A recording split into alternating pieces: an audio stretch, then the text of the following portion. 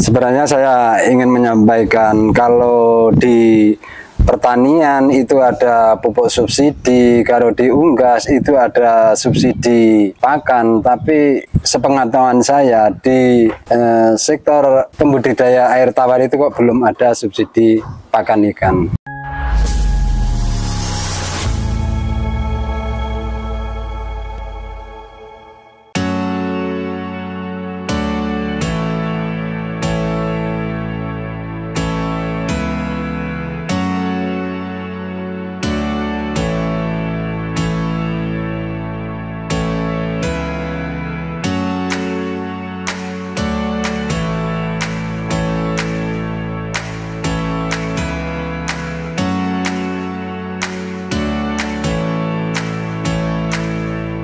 Assalamualaikum warahmatullahi wabarakatuh. Waalaikumsalam warahmatullahi wabarakatuh. Jumpa lagi di channel kesayangan kita, Sapa Pengusaha Indonesia. Kali ini saya sedang berada di Tulungagung, tepatnya di Desa Wates, Kecamatan Campur Darat, Kabupaten Tulungagung.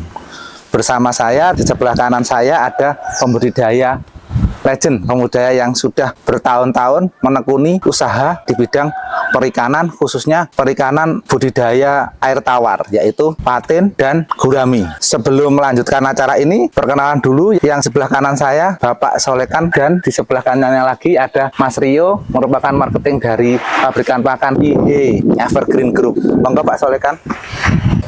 Perkenalkanlah, saya Solekan, petani patin di Desa Wates, Kecamatan Campur Darat, Kabupaten Tulungagung. Sebelahnya monggo. Kenalkan, nama saya Rio, saya marketing dari PT Indonesia Evergreen atau lebih dikenal lagi IHI, merupakan company dari Evergreen Group. Ya. Kali ini saya sedang membahas, mungkin bercerita tentang sejak kapan sebenarnya Pak Solekan ini menekuni bidang perikanan itu, dan bidang perikanan yang beliau tekuni ini merupakan kemitraan atau distributor pakan ataupun penjualan ikan. Pripun Pak Solekan? Asal mulanya itu budidaya cuma 2 kolam, kapasitas tebaran itu 5.000, itu berupa gurami. Di tahun berapa itu? Itu kisaran di tahun 2010-an, kira-kira seperti itu. Berjalannya waktu ada potensi beralih ke ikan patin. Dulunya itu harganya bagus. Mengembangkan dari gurami ke ikan patin itu banyak teman-teman petani ikan itu yang ingin bergabung sama saya. Jadi sama-sama kerjasama lah. Sekarang sudah ada, kira-kira sudah ada berapa kemitraannya? Berapa orang? Kalau kemitraan kisaran 90 di 100 orang, tapi ya petani ada yang kecil, ada yang petani besar juga. Berarti selain budidaya juga stok pakan juga di sini, artinya pakan dari kemitraan itu semuanya berasal dari Pak Solekan gitu. Iya, seperti itu. Kalau boleh tahu tentang Tulungagung secara umum Pak Solekan, itu potensinya patin sebenarnya di Tulungagung secara budidaya itu bisa mencapai berapa ton ya? Itu potensi pas tebaran atau potensi panen ya, per hari? Ya kisaran 100 ton lah, kurang lebih seperti itu. 100 ton di seluruh Tulungagung. Di seluruh Tulungagung. Ya. Melihat penyerapannya itu. Kalau benih sendiri biasanya Pak Solekan ambil dari sekitar Tulungagung, atau mungkin ada pembenih dari luar daerah, atau mungkin secara keseluruhan di Tulungagung itu ambil di daerah mana? Asal mulanya itu yang kecil itu diambil dari Jawa Barat, lalu ditampung di Tulungagung. Setelah ukur 4, 5 sampai 6 itu langsung di budidaya konsumsi itu. Kalau patin sendiri itu masa budidayanya bisa sampai berapa bulan? Kalau situasi normal itu kisaran 5 sampai 7 bulan. Itu lihat kondisi kan.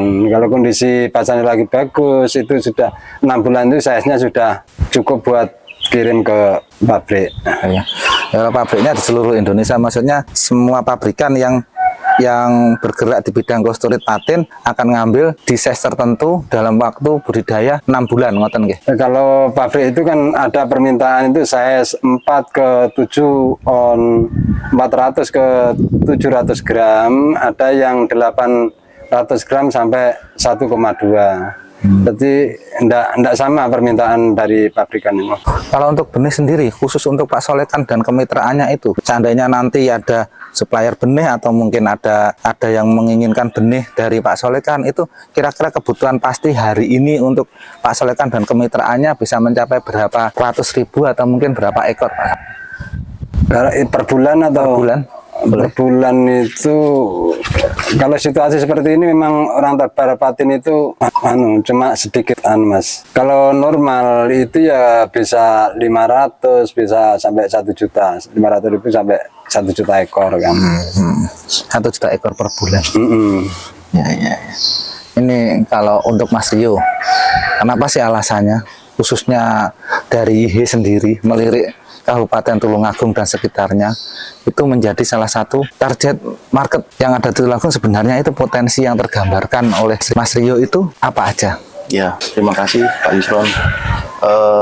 Terutama di area Kabupaten Tulungagung ini sangat potensi di dalam bidang perikanan, khususnya air tawar. Di Tulungagung ini potensi terbesar di gurami sama patin. Kalau di ikan patin emang kebanyakan dari semua pelaku usaha patin itu kemitraan.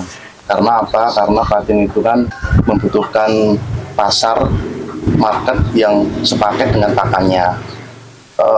Kalau gurami itu petaninya banyak, cuma kapasitasnya kecil-kecil dikarenakan emang petani gurami itu dibikinkan seperti side job, jadi nggak sepenuhnya pekerjaan utama gurami. Untuk alasannya kenapa banyak pabrikan pakan itu kok menyerang Tulungagung, ya dikarenakan Tulungagung ini adalah sebagai pondasi dari istilahnya itu dari sektor perikanan air tawar yang bisa seperti YH ini kan perusahaan company baru.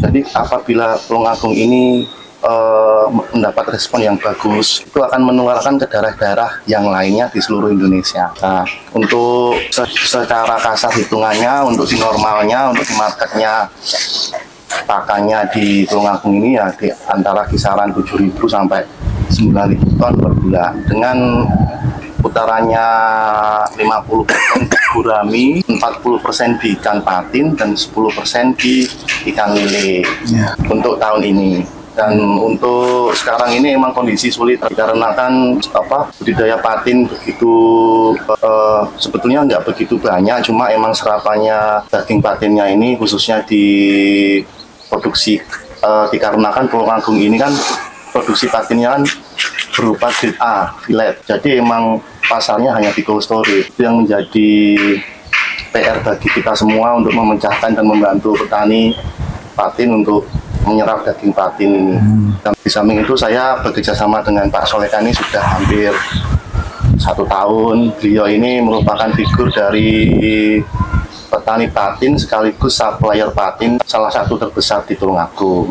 Jadi beliau ini sudah banyak background perikanan khususnya di patin. Dan dikarenakan mitra beliau banyak sehingga butuh waktu dan intens untuk pengerjaannya di sini. Sementara berarti kalau Tulungagung dan sekitarnya itu merupakan market yang seksi atau market yang begitu menarik bagi pabrikan pakan. Berarti ada komitmen khusus dari pabrikan pakan. Bagaimana sih apa yang dilakukan oleh pabrikan pakan, stimulus apa yang dilakukan oleh pabrikan pakan secara swastanisasi kepada pembudidaya lokal yang ada di Tulungagung dan sekitarnya. Karena menurut saya berdasarkan data itu Tulungagung adalah sentral terbesar budidaya ikan air tawar seluruh Jawa Timur dan sentral terbesar kedua budidaya air tawar setelah Jawa Barat. Berarti di sini mungkin ada sekitar 10.000 pembudidaya yang terbagi dari kecil, menengah, dan besar. Jadi pembudidaya itu mungkin Pak Solekan bisa sedikit bercerita tentang keluh kesah, sukses story, atau mungkin enaknya atau mungkin gak enaknya dari jadi pembudidaya ikan itu, apa yang dirasakan oleh Pak Solekan selama lebih dari 14 tahun menggeluti bidang perikanan air tawar, terutama ikan patin. Monggo Pak Sandi. Kalau sukanya ya kalau pasarnya lagi bagus, itu rata-rata petani kan senang. Kalau pasar lagi lesu, petani rata-rata tuh susah karena setiap tahun itu atau bahkan setiap bulan itu harga pakan kan selalu naik. Tidak ada kata pakan turun, itu kan jarang terjadi. Nah, karena itu maka pembudidaya ketika harga patin atau gurami yang saat ini hancur, itu semua petani di Tulungagung merasa kesusahan. Ya. Kalau untuk pas keadaan waktu normal nih, jadi BLP hari ini dengan harga pakan X rupiah, itu kalau normal seandainya ikan patin itu bisa dijual lancar dan pembayaran lancar, itu BEP ada di kisaran harga berapa sih untuk memproduksi patin size 2, 3, 4 yang dibudidayakan dalam kurun waktu atau masa budidaya 4 bulan sampai 5 bulan, itu kira-kira BEP-nya berapa hari ini? Kalau hari ini tuh susah dihitung Mas, karena hari ini per hari ini rata-rata pembudidaya itu pemberiannya pakan itu tidak lancar karena kan pasarnya yang lesu, jadi rendemennya itu ya hancur juga. Karena kalau kasih makan normal pasti itu nanti size-nya terlalu besar. Kalau seandainya di bulan-bulan pas enak nih, pas ikan lagi enak jualnya, juga mungkin suplainya juga tidak terganggu, pakan juga pas bagus, kira-kira BEP-nya patin itu kisaran 14 atau 15? Sekarang kisaran 14.300-an Mas. 14.300 kira-kira HPP ya? HPP ya? Kisaran itu sampai 14.500 ya, kisaran itu. Kalau di Pak Solekan sendiri itu untuk pakannya itu memang full dari pabrikan, atau mungkin orang biasa bilang itu pelet, atau disadur dengan pakan alternatif hari ini? Semua dari pabrikan Mas. Semua dari pabrikan. Jadi dipastikan ikannya itu putih, bagus, dan mungkin ada, kalau nanti ada yang mendengar dari kita ini berkonten atau mungkin mendengar cerita dari Pak Solekan, kalau mau cari ikan yang bagus, kualitas nomor 1 ya di Pak Solekan, karena dipastikan ikannya 100% pakai pakan pabrikan. Hari ini yang dijelaskan sama Pak Solekan tadi juga HPP ada di angka 13.500 sampai 15.000. 14.500 sampai 15.000. 14.500 sampai 15.000. Padahal hari ini harga jual ikan patin yang ada di Tulungagung kisaran 13. Kisaran 13. Berarti ada kerugian antara 1.500 sampai 2.500 dengan kurun waktu 4 bulan. Jadi untuk Mas Rio, kira-kira dalam keadaan yang seperti ini, apa sih yang dilakukan oleh pabrikan pakan khususnya YH dalam menangani ya problem yang hari ini terjadi di Tulungagung? Ya, profil company YH kan sebetulnya di Evergreen Group China itu kan beliau kan melakukan suatu transaksi atau trading jual beli ikan dan shrimp udang. Kemarin salah satu jalan keluar yang kita sodorkan ke agen-agen kita yang di Tulungagung, salah satunya Pak Solekan mengupayakan ekspor ke China. Kemarin juga Vice Presiden kita dan juga Vice Presiden dan Direktur berkunjung ke singgah ke Tulungagung untuk melihat langsung kualitas daging yang ada di Tulungagung. Ternyata setelah di sampling dan di fillet, ternyata tidak kalah dengan Vietnam, karena emang Evergreen Group ini sebelumnya atau sampai sekarang ini juga masih mengambil ikan patin dari Vietnam, karena kan jaraknya dekat, bisa ditempuh dengan jalur darat. Cuman ada satu problem, kalau di Vietnam kan kita belum ada kemitraan besar petani di sana, sehingga Vice President dan Direktur mengupayakan untuk melakukan ekspor ke China. Jadi itu salah satu bentuk dukungan pabrik pakan YE untuk membantu petani-petani yang ada di Tulung Agung. Semoga ini bisa lekas berjalan, membantu sedikit permasalahan yang ada di Tulung Agung, khususnya patin. Kalau untuk kepadatan nih, kita bicara tentang teknis budidaya sekarang.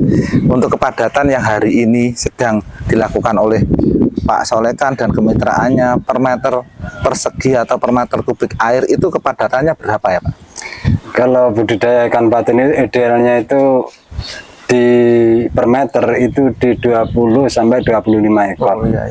Perlu saya revisi tadi, Mas Rio bilang kalau pasarnya kirimnya cuma di pabrik ikan processing, itu enggak juga, pasar tradisional juga ada. Oh iya.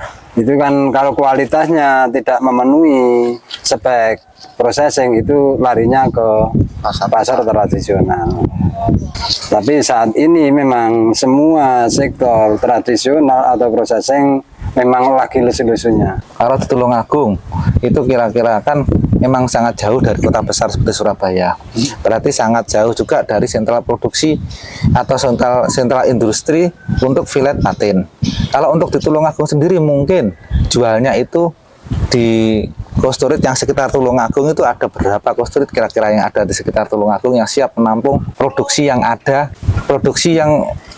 di pembudidaya ikan patin di Tulung Agung? Kalau di Tulung Agung sendiri setahu saya itu masih 3. Itu pun sekarang 3 itu banyak yang off dikarenakan pasarnya itu lesu.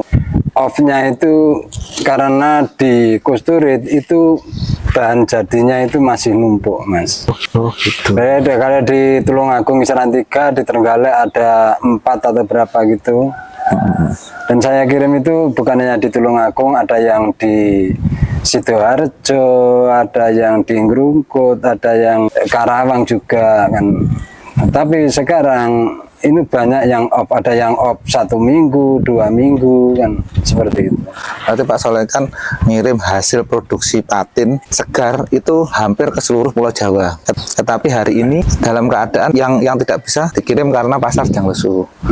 Jadi mungkin ini himbauan atau mungkin peran serta apa sih yang sudah dilakukan oleh pemerintah melalui Dinas Perikanan atau mungkin melalui KKP itu yang sudah membantu atau mungkin yang sudah bekerja sama sinergi dengan pembudidaya yang ada di Tulung Agung, khususnya pembudidaya kemitraan Pak Solekan? Kalau saya belum pernah dikunjungi sama dinas itu belum. Walaupun harga ikan lagi hancur seperti ini kan belum ada solusi dari pemerintah setempat kan. Ya.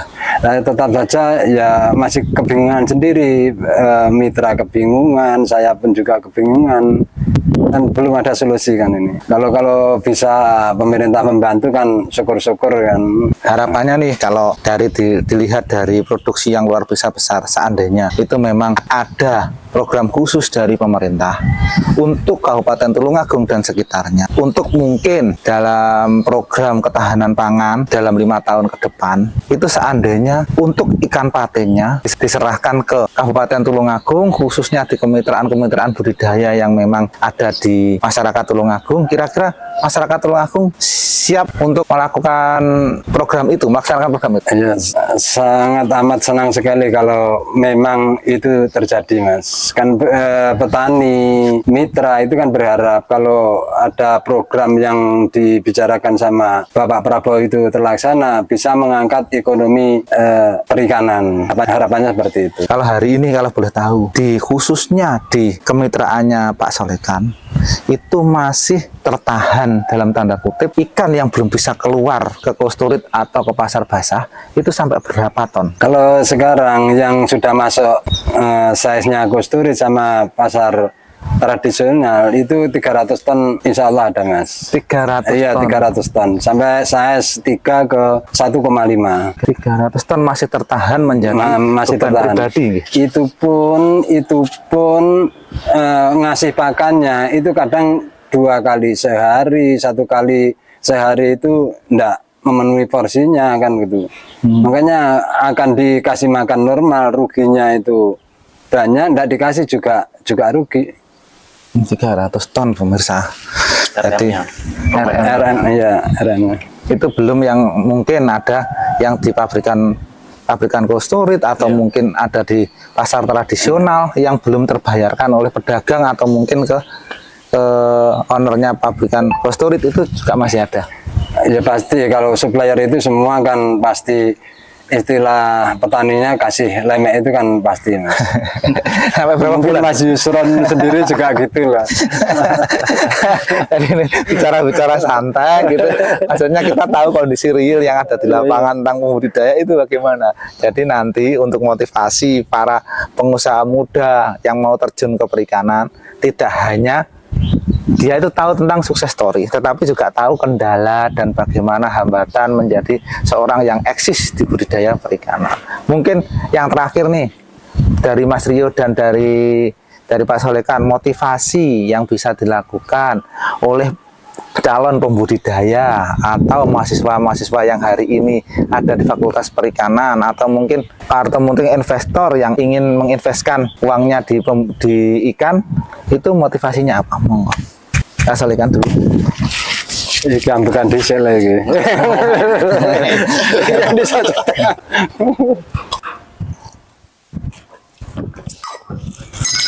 Ini bar ngopi pertanyaannya lali, susah ini.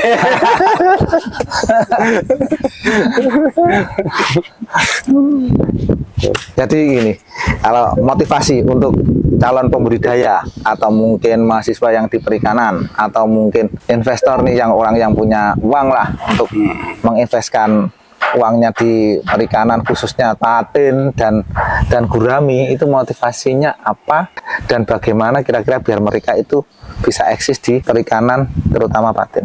Untuk motivasi sama anak-anak muda untuk melanjutkan budidaya patin, sebenarnya usaha itu tidak semudah yang kita bayangkan. Pasti ada, tahu-taunya itu sukses itu enggak juga. Pasti ada jalan itu, pasti ada yang curang, ada yang mulus. Tapi kalau endingnya nanti jalannya jadi Korea kan enak. Tapi enggak serta-merta itu jalan itu langsung Korea, itu enggak mungkin juga. Motivasinya ketika usaha itu rugi sekali, jangan langsung berhenti. Itu pasti rugi. Mungkin ada usaha yang sukses yang masih tertunda di situ.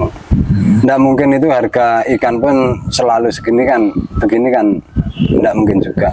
Selalu ada harapan. Pasti ada harapan. Siapa yang mau bertahan itu yang akan sukses, biasanya seperti itu.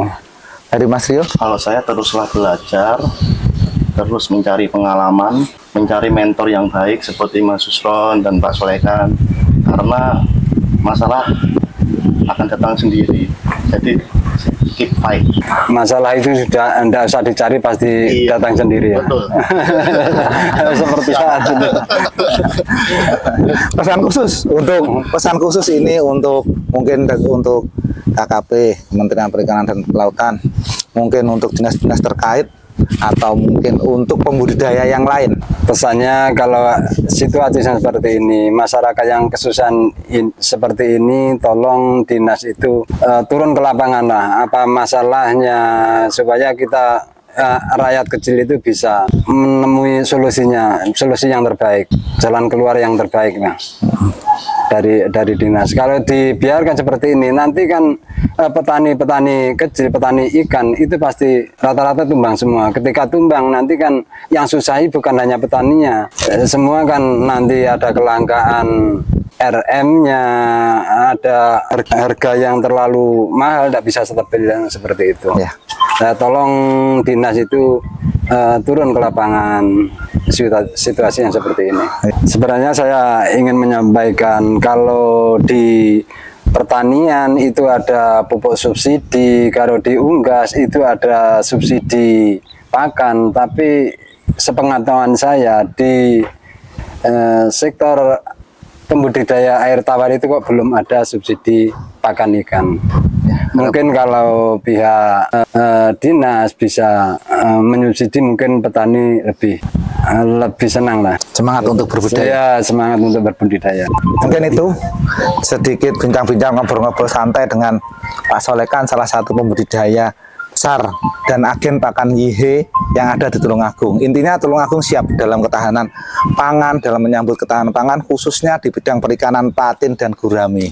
Sekian dari saya, dari Sapa Pengusaha Indonesia, dari saya Muhammad Yusron, Presiden Republik Lele, maju terus perikanan Indonesia. Perikanan Indonesia jaya. Jaya. Assalamualaikum warahmatullahi wabarakatuh. Waalaikumsalam.